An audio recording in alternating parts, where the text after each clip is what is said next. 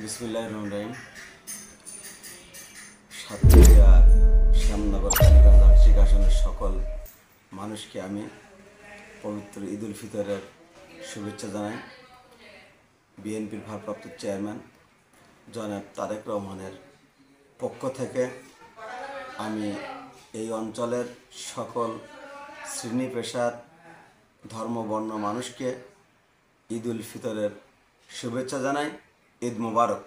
আসুন আমরা সকলে মিলে একটি মানবিক ও সাম্যের বিনিময়ে সমাজ বিনির্মাণ করি এবং সকল ভেদাভেদ ভুলে ঐক্যবদ্ধভাবে একটি সুন্দর শ্যামনগর কালীগঞ্জ গঠন করি। সকলের সহযোগিতা কামনা করে এবং সকলকে আবারও ঈদের শুভেচ্ছা জানিয়ে আমি শেষ করছি। আল্লাহ হাফেজ। বাংলাদেশ জিন্দাবাদ। ঈদ মোবারক, ঈদ মোবারক, ঈদ মোবারক। গণ টেলিভিশন, গণমানুষের কথা বলে।